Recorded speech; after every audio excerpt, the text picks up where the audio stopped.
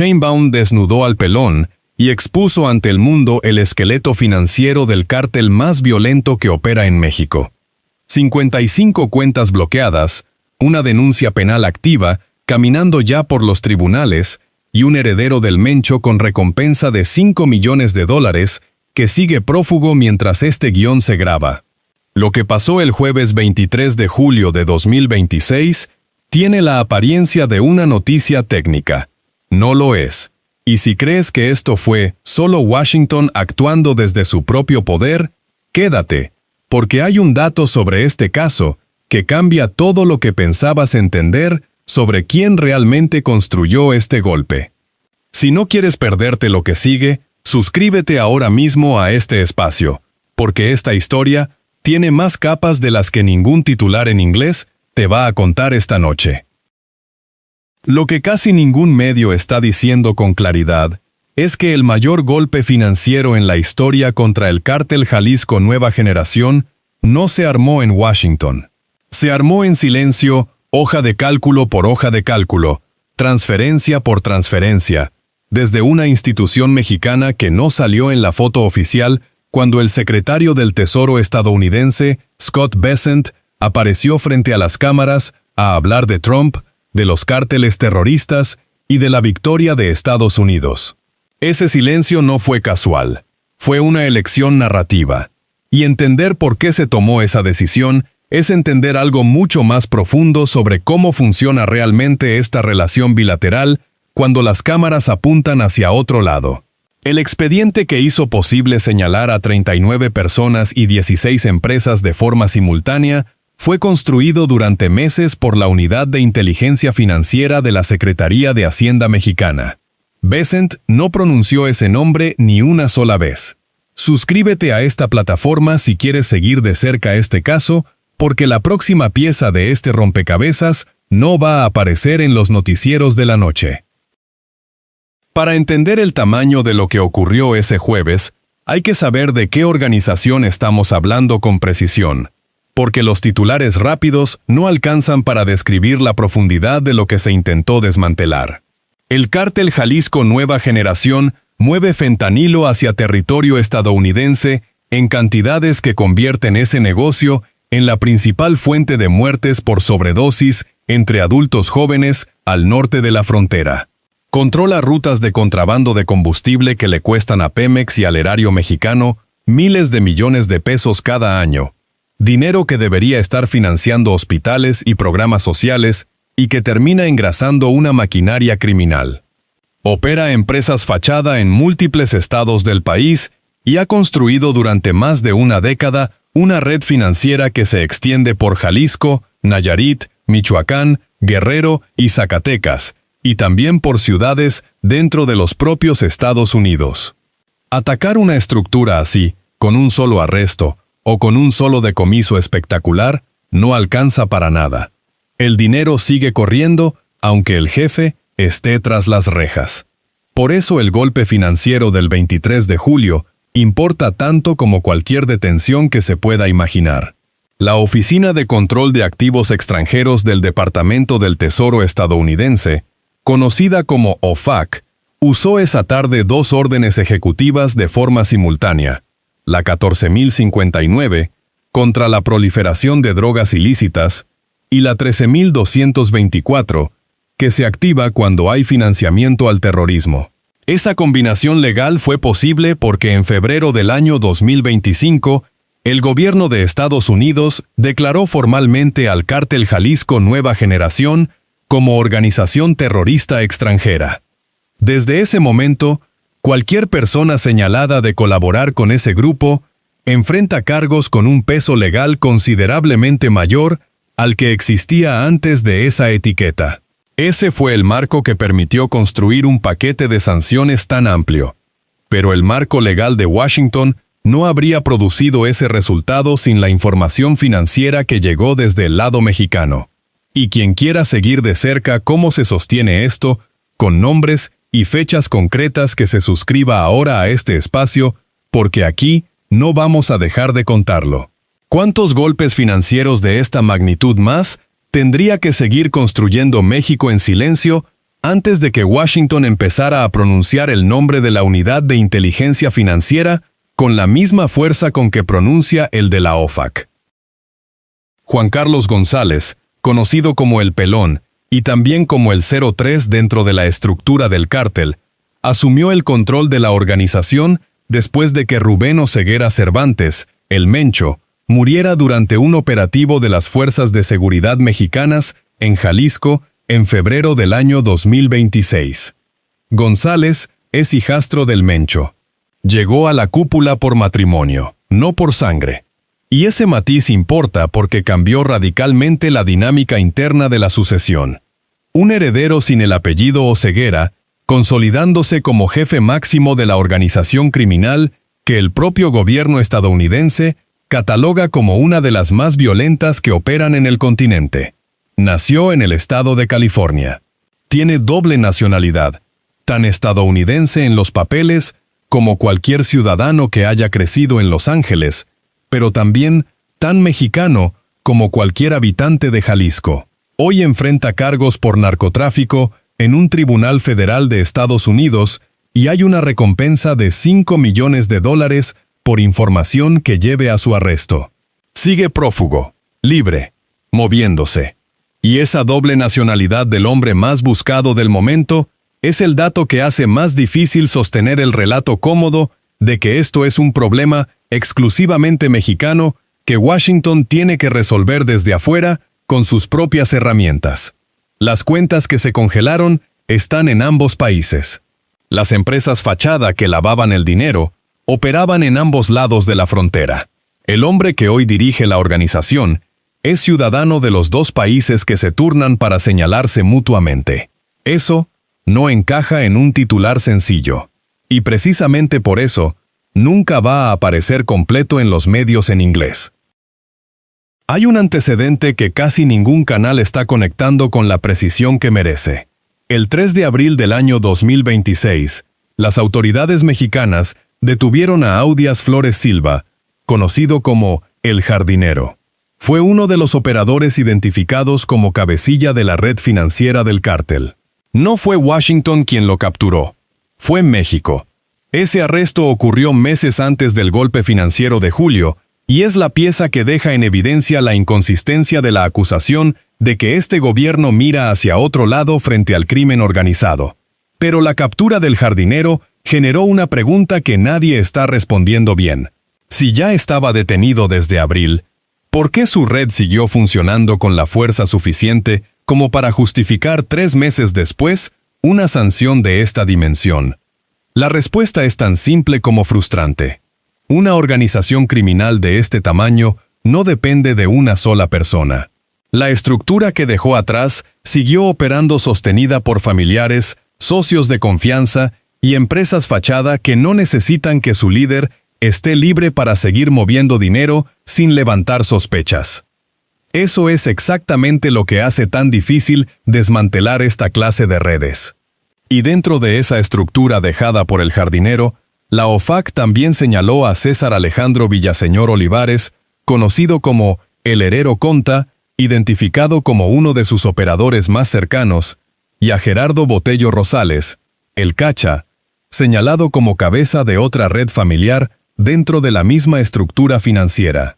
La red del Jardinero sobrevivió 3 meses al Jardinero. Eso debería hacerte pensar muy seriamente en qué tan profundas llegan las raíces de esta organización. Vale la pena detenerse en cómo se ve en la práctica una de estas redes familiares, porque cuando la entiendes en detalle, comprendes por qué la unidad de inteligencia financiera tuvo que trabajar durante meses antes de poder poner un solo nombre en una lista de sanciones. La estructura que rodea al Cacha, según las propias designaciones publicadas, está compuesta casi en su totalidad por parientes directos que comparten apellido con él, cada uno al frente de un negocio distinto. Una licorería, una comercializadora de ropa, una pequeña empresa de servicios agrícolas. Vistos por separado no levantan ninguna sospecha. El problema aparece cuando esas empresas se convierten en el lugar donde el dinero sucio entra, se mezcla con ingresos aparentemente legítimos y sale del otro lado disfrazado de ventas normales y facturas normales. Una factura de ropa, un pago de nómina, una transacción de campo, todo perfectamente documentado en papel. Todo absolutamente falso en el fondo.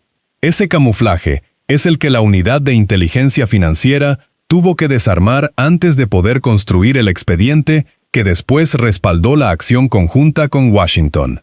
Ese trabajo silencioso, ese rastreo de transferencias y cruces de registros societarios que no tiene imagen dramática y que ninguna cámara filma, es lo que hace que la lista haya llegado a 39 personas y 16 empresas de una sola vez, en lugar de 1 o 2 nombres sueltos como solía ocurrir en operativos anteriores.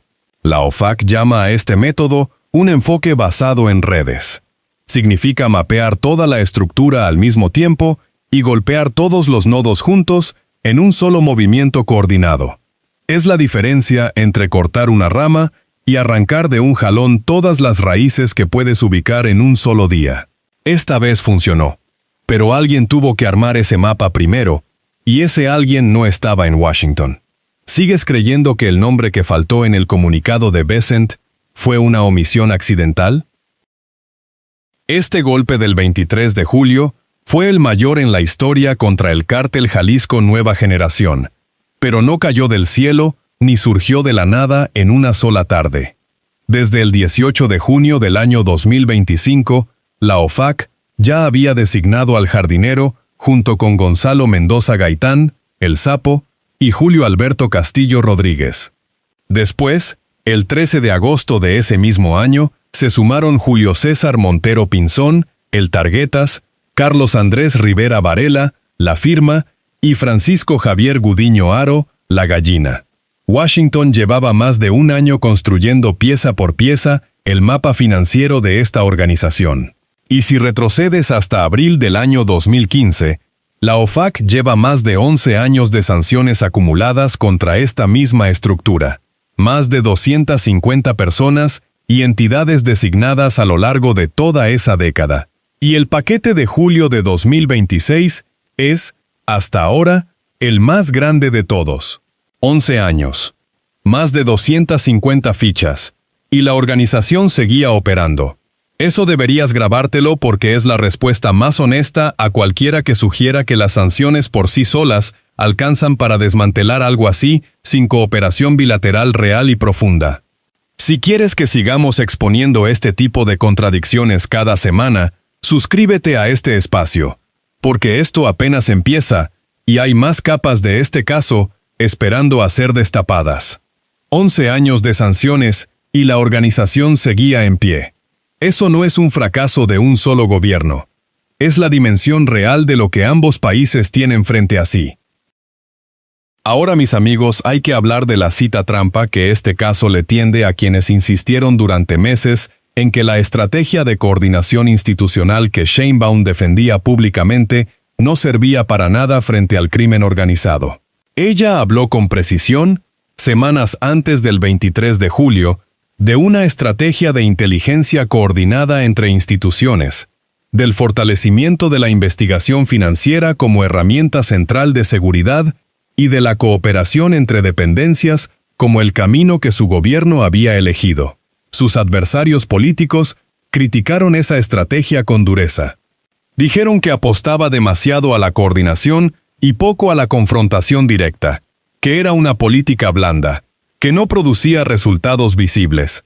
Eso fue exactamente antes de que el 23 de julio llegara a demostrar que esa misma coordinación institucional que criticaban había producido el mayor golpe financiero en la historia contra el cártel más violento del país. El trabajo de la Unidad de Inteligencia Financiera no se improvisa en una tarde ni se monta en una semana de urgencia mediática. Requiere meses de cruce de información bancaria, análisis de registros societarios, seguimiento de transferencias internacionales, peritajes contables que resistan revisión judicial. Y ese trabajo fue exactamente lo que hizo posible que dos países pudieran actuar en paralelo con autoridad propia sobre las mismas 55 personas y empresas el mismo día. Los que dijeron que esa estrategia era blanda, quedaron en silencio el 23 de julio. El silencio de ciertos críticos ese día fue más elocuente que cualquier comunicado oficial. ¿Cuántos meses de trabajo silencioso están detrás de un solo comunicado técnico que sale a las 2:24 de la tarde y que la mayoría de los medios resume en 2 líneas sin preguntar nada más? Y aquí en este espacio, no podemos dejar pasar lo que ocurrió exactamente el mismo jueves 23 de julio, porque lo que pasó a las 3:45 de la tarde de ese día es la contradicción más visible que este caso pone sobre la mesa y que casi nadie está conectando con la fuerza que merece. La Oficina del Representante Comercial de Estados Unidos anunció aranceles del 10% contra México dentro de un paquete que alcanzó a 60 economías distintas. La justificación oficial fue una investigación bajo la sección 301 de la Ley de Comercio de 1974, centrada en el supuesto fracaso de esos países para prohibir de forma efectiva la importación de productos fabricados con trabajo forzado. El anuncio lo hizo el propio embajador de Estados Unidos en México, el mismo embajador que esa mañana había salido de una reunión en Palacio Nacional con la presidenta Claudia Sheinbaum dentro de la tercera ronda de revisión bilateral del tratado comercial entre los 3 países de América del Norte. Lo ponemos junto porque es imposible no verlo. El mismo hombre, la misma ciudad, el mismo día, cerrando una conversación de cooperación en seguridad por la mañana y anunciando un castigo comercial por la tarde. Aprieta en comercio. Necesita a México en seguridad.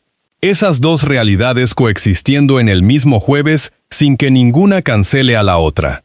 Y eso, como bien lo sabes, es exactamente el tipo de contradicción que desaparece por completo cuando solo lees el titular en inglés y no te preguntas qué estaba pasando en paralelo. El mismo jueves en que Washington eligió presionar a México con un arancel, del otro lado de esa misma mesa había un gobierno presentando resultados concretos en seguridad, con nombre, con cifras, con una denuncia penal ya caminando por los tribunales y con un expediente construido durante meses de trabajo silencioso que ninguna cámara filmó. Esa contradicción, la del socio que necesitas en seguridad al que aprietas en comercio el mismo día, es la que Washington no puede explicar tan fácilmente como explica sus propios anuncios de victoria. Y esto no es ideología. Son los datos exactos del 23 de julio de 2026, puestos uno al lado del otro, sin omitir ninguno. Un heredero del Mencho, con doble nacionalidad, que sigue libre. Una red familiar de lavado de dinero que sobrevivió 3 meses a la captura de su líder antes de ser desmantelada. Una denuncia penal que Washington no puede presentar porque no tiene jurisdicción para hacerlo. Y un comunicado oficial que pronunció el nombre de Trump, pero no el de la institución mexicana que armó el expediente, que hizo todo eso posible. La hipocresía narrativa de ese comunicado es tan grande como el golpe financiero que describe. Y mientras esa hipocresía siga siendo la moneda con que se paga el poder en esta relación bilateral, aquí vamos a seguir señalándola sin que nos tiemble la voz. Suscríbete a este espacio si no quieres perderte la próxima vez que alguien se quede sin máscara. Porque este caso no termina el 23 de julio. El pelón sigue libre. La carpeta penal sigue abierta. Y la historia, como bien lo sabes, apenas está empezando.